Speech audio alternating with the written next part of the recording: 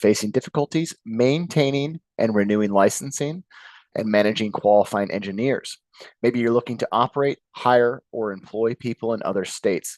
And perhaps you feel like you are reacting and responding, not leading your firms through these events. It's even more important when the new business opportunities arise, since firms need to be in good standing to bid on new jobs. I'm here to tell you that you are not alone to share our expertise in maintaining multi state compliance. Before we get started, two brief housekeeping items. First, we have a pretty large number of attendees on the call today. For that reason, the audience will be muted.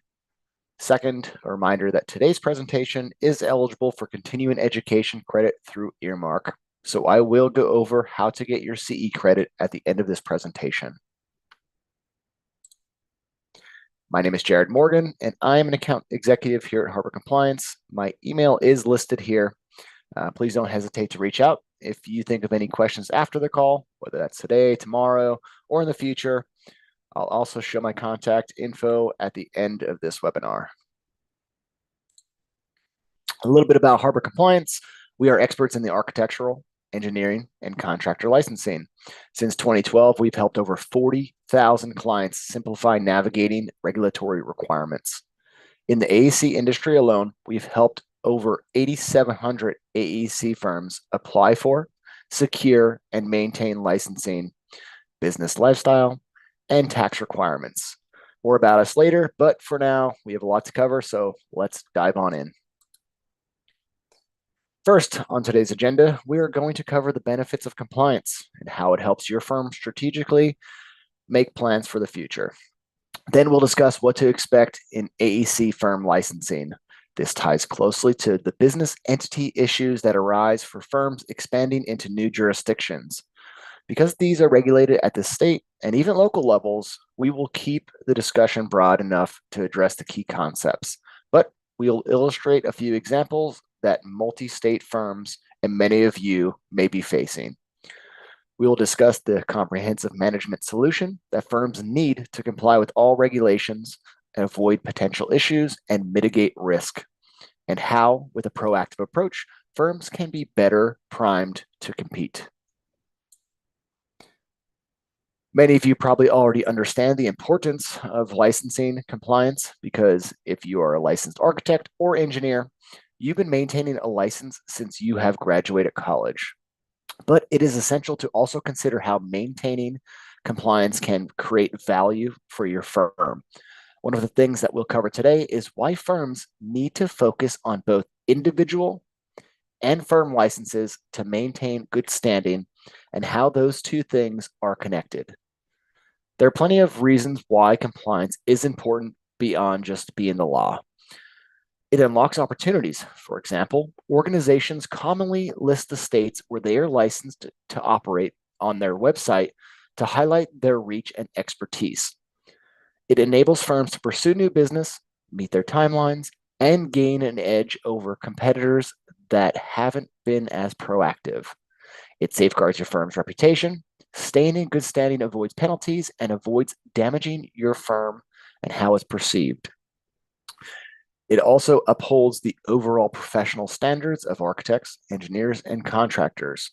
So there are clear benefits, but what does the licensing process actually look like? As professionals, you already know the basics of licensing. You know that the AEC firms are regulated by the state and local agencies for public safety reasons. Licensing helps build public trust that the bridges and buildings around us are safe and sound. You also know that the licensing process requires engineers and architects to complete professional education, sit through proficiency exams, and keep up to date with continuing education credits, which they then report to the state licensing boards as a part of the renewing of their licenses. You probably also know that firms also face licensing requirements. Before companies can apply for these licenses, known as certificates of authorization, they need to ensure that their legal entities meet certain requirements around naming, business structure, and ownership. Once those prerequisites are met, they have to register their legal entity with the Secretary of State. And Importantly, they have to select at least one qualified individual as professional in responsible charge, aka qualifier, when applying for an AEC license. From that point, both the firm and the individual need to renew their licenses regularly, and the legal entity needs to maintain registration with the Secretary of State or a local equivalent. The link between the qualifier license and the firm certificate of authorization is absolutely key. If the qualifier fails to maintain their license, it puts the entire firm's ability to transact business in that jurisdiction. It puts them at risk.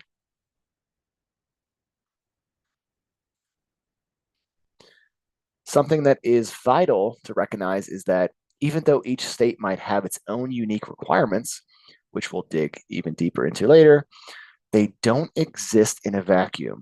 In fact, nearly every licensing board asks about legal and financial penalties occurring in other states. That means that if you fail to complete your regular licensing requirements in one state, the damage can spread to everywhere you do business. In other words, when you lose good standing in one state, you might lose your eligibility to apply for licenses in other states. I'd like to start with the four most common challenges that we see in managing AEC licenses, which are managing qualifiers, securing new licenses, managing renewals, and monitoring changes to requirements. Let's dive right in with managing the individual licenses of the professionals tied to your certificates of authorization. These are referred to by a lot of different names, such as professional in charge, management agent, qualifying professional, etc. For simplicity, we'll just call this term qualifiers. A qualifier is a licensed individual designated on your firm's license as being responsible for the firm's work in that state. As the saying goes, there's the license on the line. Managing qualifiers is critical for business because, as we outlined, the licensure of these individuals directly impacts the overall standing of that firm's license. The quote from the state of Illinois illustrates how important this is. The design firm will become inoperable for all professions if the license of even one managing agent becomes inactive or not renewed.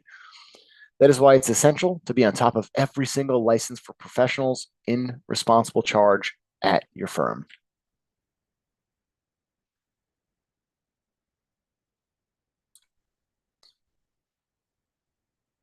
In most states, without a license qualifier, the firm's initial license application will be denied. Also, any changes in the qualifier's information or a change of the qualifier altogether must be reported within a short period of time. Usually that's within 30 days, but in some states, it can be as few as 10 days. Now, we know that changes in qualifiers can happen for all kinds of reasons, such as individuals moving home, addresses. They can also happen for more significant reasons, such as individual departing the firm through retirement, resignation, or even winning the lottery. Whether these changes are sudden or expected, firm management needs to be ready to update state licensing boards. If an existing qualifier leaves and no one holds the proper state license, someone is going to have to sit in for that exam. If the firm does not report the change, states can and do assess severe penalties for operating without a designated qualifier, up to denial of the firm's right to practice. Since nearly every licensing board asks about legal and financial action occurring in other states, the damage can spread across all of your business and range from financial to reputational and everything in between. This is why managing qualifiers is mission critical for your firm. Here's what you can do to meet the challenges proactively. Know which qualifier or qualifiers will be designated for each business entity in every state. Many states issue licenses to specific practice in multiple areas across states, and they need to know the licenses for each. When attempting to register in a new state, this means any qualifiers generally must be licensed in advance. Firms must be proactive. No one wants to miss a key opportunity because a qualifier was not licensed in time. Next, ask your team, do you know who your firm's or your client's firm's qualifiers are currently. In which states and entities are they acting in that capacity? If that person leaves the firm tomorrow, who could fit the role and fill the role within just a few weeks or even days? Answering those questions will identify any gaps you need to address. Lapsed licenses may incur penalties to reinstate, so it's better to tackle these types of issues head on. Once your licenses are in order, work to identify individuals who could step in as a replacement qualifier. Firms should work towards having a contingency plan, especially in your key jurisdictions. You must also consider the state processing times. We'll talk more about this in a bit, but you probably already know that licensure involves multiple agencies. Many licensing boards have only a handful of staff or meet on an infrequent basis, such as monthly. Expediting an application simply may not be possible regardless of who handles their submission. The state of New York, for example, can take upwards of 4 months to approve the formation of a design professional corporation. And that's assuming everything was submitted in the exact accordance with the state's rigorous standards. As a result, management must take a significantly longer term view with respect to licensing. Compliance becomes integral of the firm's ability to pursue out of state opportunities, as well as maintain the right to practice on an ongoing basis. It is simply not possible to react and attempt to pursue licensure in response to an opportunity, and most times that opportunity will have already passed. Finally, much like managing firm licenses, firms need to invest in a way to manage their qualifiers. An ideal solution includes software to track qualifier information across all of your states, giving management immediate visibility into who is licensed where and producing an actionable list of tasks whenever a departure occurs or is imminent. The next area I want to dig into is applying for professional licensure in the first place. There are over 800 state and local licensing requirements across the US. Researching and understanding the varying requirements for each license type in each jurisdiction is a massive, massive challenge.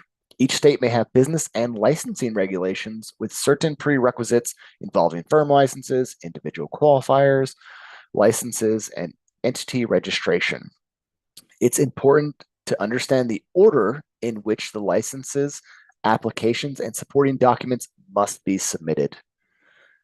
Not only do you need to apply for and secure these licenses, but you also need to communicate them to the rest of your firm. The marketing team wants to submit bids, but they can't bid in states where the firm isn't yet licensed. You need to make sure that they have a clear insight into where they're already licensed so that they can act on new opportunities. Similarly, HR might want to hire an employee in a new state, but they don't know whether the firm is already licensed there. They might miss out on highly talented candidates.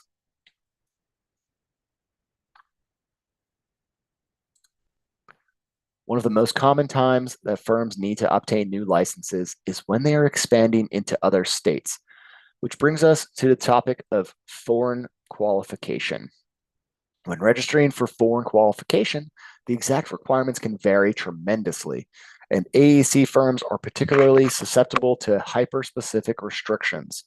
First off, different states can structure the process differently and have varying forms that need to be filled with the appropriate state agencies. That's Secretary of State, Department of Revenue, and the licensing boards, all before beginning to transact any type of business in that state.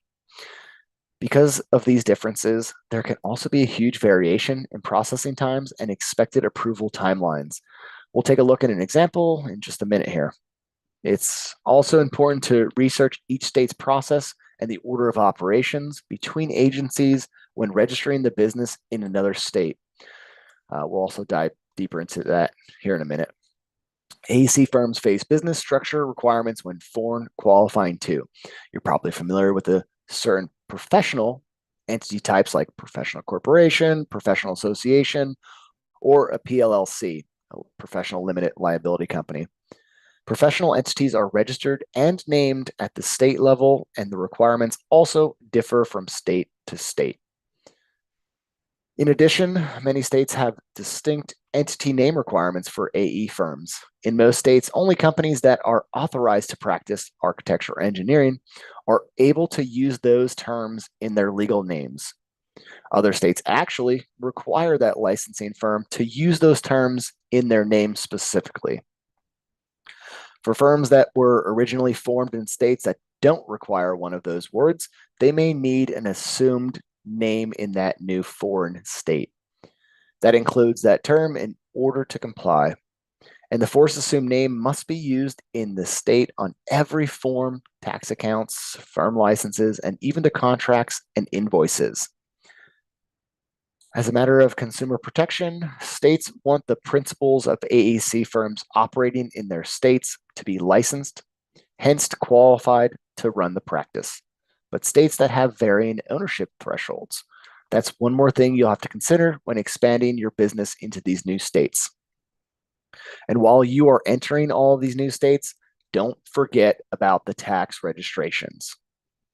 As you go through the process of expansion, it becomes more and more challenging to lean on different tools and vendors. Centralizing your licenses via one platform can make that expansion process far easier. So you'll always know where to find the correct information all in one place. You can see the QR code on the screen here. We have put together a comprehensive guide for foreign qualification, so definitely use that as a resource. I'm also going to drop our first poll question here to learn a little bit more about your business and if you are doing foreign qualification here in the coming future. Launching that now.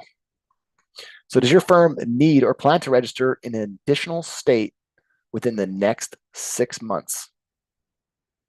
Awesome. I'm seeing a lot of quick answers coming in that we are registering in a new state here in the next 6 months.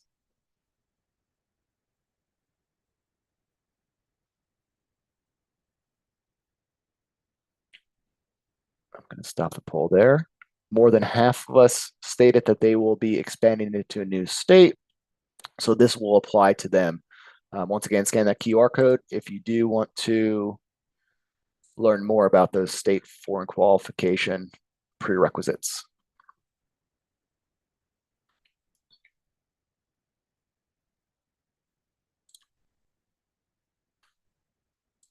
As I alluded to earlier, firms need to fully understand the order of entity structure, naming, and ownership requirements before attempting to register or pursue licensure in a new state, because the order of operations between state agencies varies. In some states, like New York, an engineering firm actually has to begin the process of licensure with the state education department before it registers with the Department of State. But in others, like South Carolina, the entity registration happens before the firm applies for its license. And in most states, at least one qualifier must first have their individual professional license.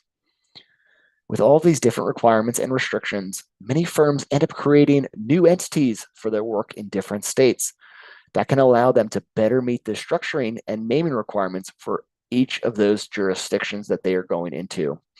Well, the downside of that is that each entity has its own filing requirements. So creating entities creates additional reporting on that side of life.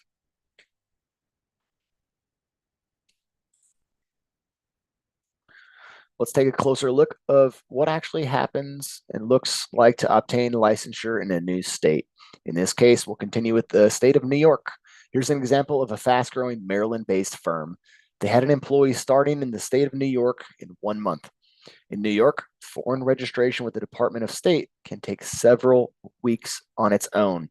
To set up the Domestic Design Professional Corporation, that can take upwards of months, coupled with the time it takes the Department of Taxation and Finance to process tax registration applications, and the Department of Labor to set unemployment tax accounts. You can conservatively add about 3 weeks to a month. That means that you really need to get started at a minimum of 15 weeks before the employee's start date. Any additional delay jeopardizes the firm's ability to onboard and pay that individual employee. Firms everywhere are running into the same exact issue. Setting up in each state, especially filing and securing those various registrations accounts across agency, takes a lot of time. With out-of-state registration, it is not practical to wait until you have an employee ready to start. And it's not efficient to repeat the scramble in every new state that you are going into. Management, and especially HR and legal teams, needs to be in lockstep, reviewing the hiring pipeline and ensuring registrations are in order as soon as it becomes feasible.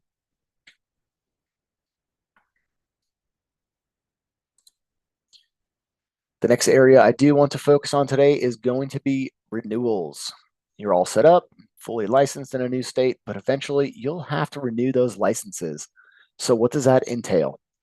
To start, there are some obligations that every business has that must be renewed regularly. We've touched on each of those already: qualifier licenses, firm licenses, Secretary of State registrations, and any unique state requirements. Renewal applications usually require proof of good standing from the Secretary of State as well. And keeping all these up to date is important because there are consequences if a filing is missed. If a business misses even a single filing, it immediately faces consequences that start with a late fee and increases all the way to administrative action and the denial of the right to do business in a state. Administrative action can usually be undone by a process called reinstatement, where the firm pays back all taxes, filing fees, and penalties, but it's a costly and lengthy process. Not to mention, the reinstatement process becomes part of your business's permanent record. Sometimes firms that have an entity that no longer operates in a state, so they decide they don't want to pay the fees or keep up with the obligation to maintain it. Then suddenly, they find an opportunity in that state a few months later. But now we've fallen out of good standing and we have to play the catch-up game. They end up paying more in reinstatement fees than the original filing fees would have cost them in the first place. A more cost-effective option would have been to withdraw the entity and re-foreign register or qualify, or maintain an agent and file the necessary annual reports all along.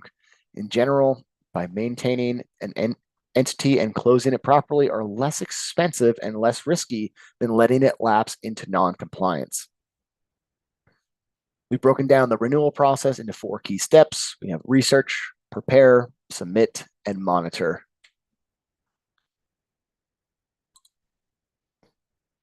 Let's move on to the research. The most important thing is that you take the time to know exactly what you need to file in order to renew all of your licenses. Yes, that includes most of the materials you originally submitted for your initial application, but requirements can also change year to year as state governments update their processes. Once licensed in a given jurisdiction, your firm will have license ID numbers, registration dates, renewal deadlines, and continuously changing requirements you are going to have to navigate. With over 1,500 different AEC filings around the country, keeping up with the changes to requirements can be time-consuming. And as the firm grows and becomes licensed in multiple jurisdictions or specialties, that complexity increases. You also have to ensure that you capture any updated information from your registered agent, whether that's new qualifications, updated personal information like changed name or address, or just a new registered agent entirely.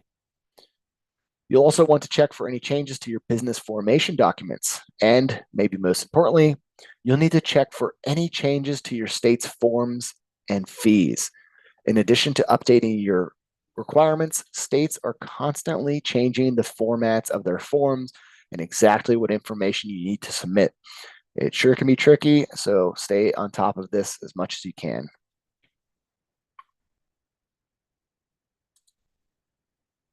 Step 2 is actually gathering all the updated information to submit with your renewal application.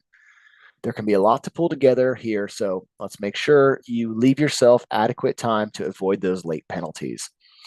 Nearly every state requires business entities to file and update their annual report to ensure that it keeps current information on record.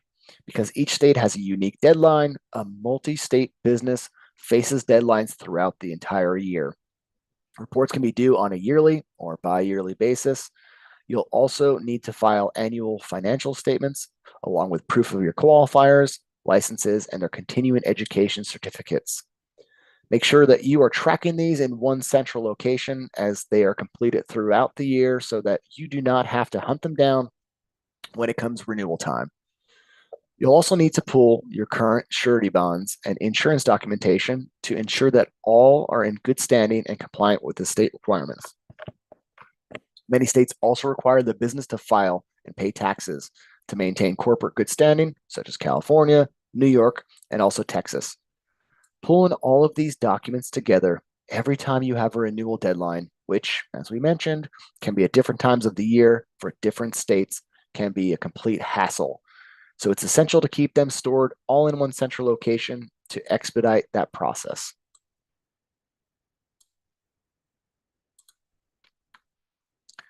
The third step in the renewal process is actually submitting your renewal applications. And the most important part here is to hit your deadlines. You do not want an unnecessary late fee or potential hiccup that could impact your ability to do business. Make sure that you're tracking different states, different renewing cycles, whether they are yearly or every 2 years, whether they're on the first of the month or the anniversary of your initial licensing, or a different date entirely.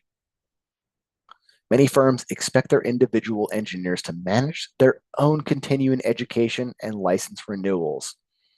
But that can increase risk because the firm has no virtual insight of this.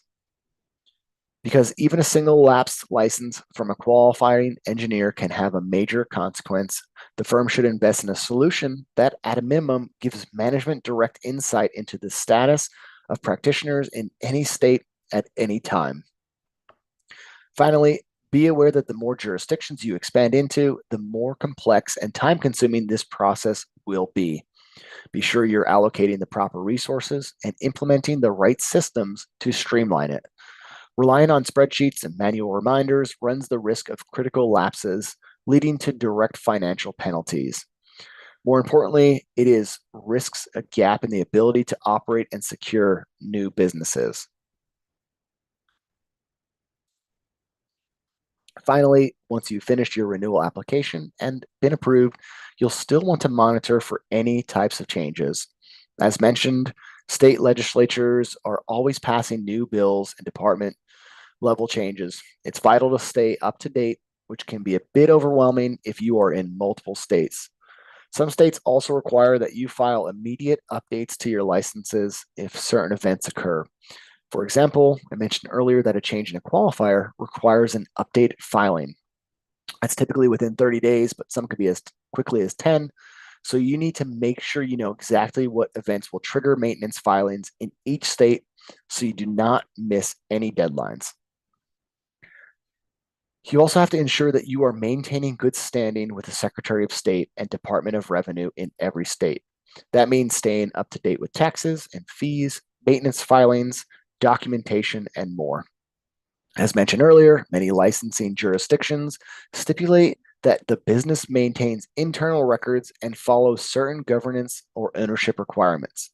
These may or may not be reported on a license renewal application, but most licensing agencies have the authority to enforce and penalize governance violations.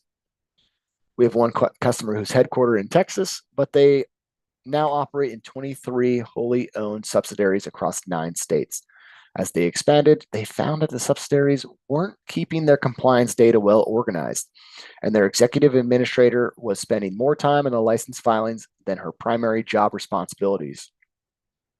Once they switched to our centralized platform, they were able to automate renewals, reporting, and regulatory tasks and track updated requirements much easier.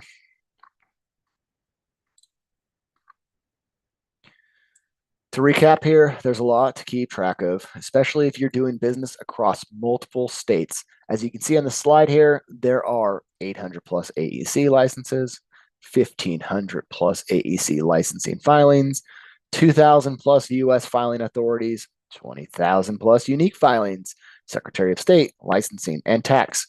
And then we have 50 plus CE and PDH requirements. 1,000 plus unique filings, Secretary of State, licensing, and tax. And then we have 50 plus CE and PDH requirements. 1,000 plus unique filings, Secretary of State, licensing, and tax. And then we have 50 plus CE and PDH requirements. 1,000 plus unique filings, Secretary of State, licensing, and tax. To best keep track of all these changes and requirements, we do recommend a few best practices. First, be sure to conduct a yearly review. This isn't just a review of your documentation and business information. It's a review of your internal process.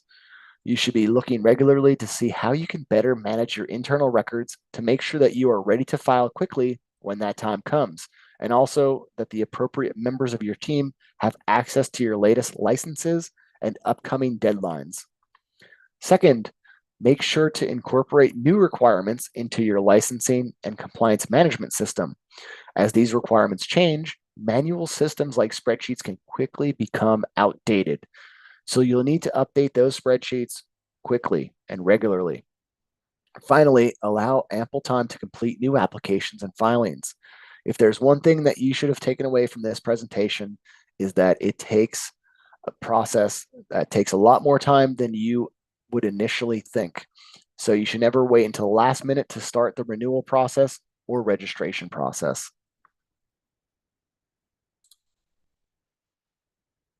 Let's do one more poll question here on license management. Drop in the poll on license management. How's your firm currently managing professional licenses? Are you using spreadsheets? Do you have your own internal system that you created? Or are you using a third party? Or how about an attorney? The mostly we typically see from clients are spreadsheets. That seems like the most so far.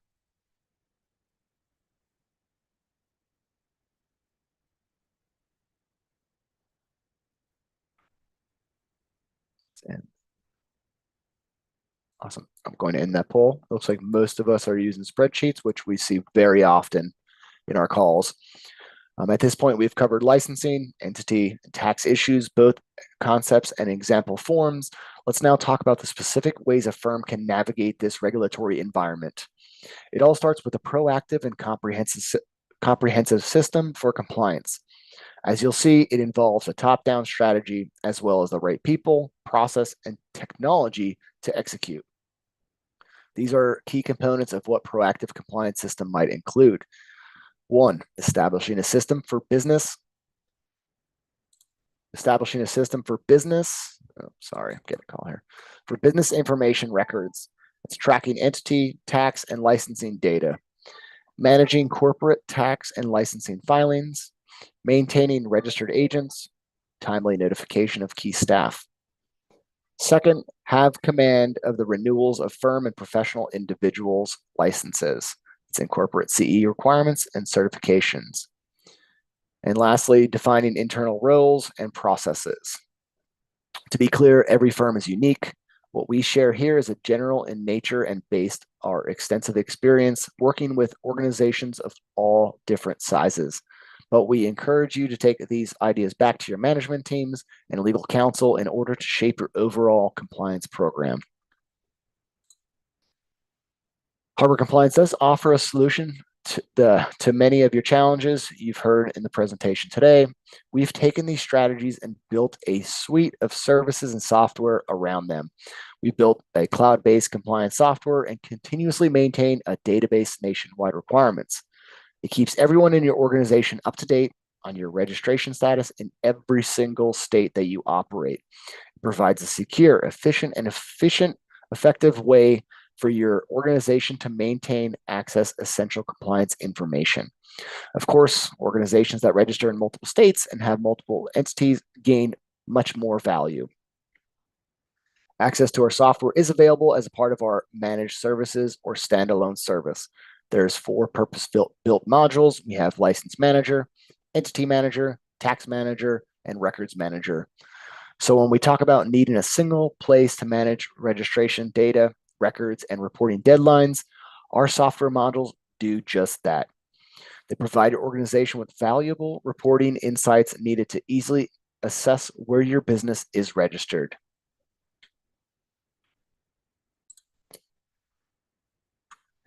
At this point, we do want to thank you for joining us today. As I mentioned at the start of this presentation, today's session is eligible for continuing education credit through Earmark. You can use the QR code on your screen now to download the Earmark app And after the session concludes, we will email out a 5-question quiz. And once you complete that quiz, you will receive your CPE certificate. If you do have any questions, feel free to drop them in the chat and we will email you after this presentation. My email address is on the screen here if you would like to email me with any questions as well. I'll keep this on the screen for a few minutes.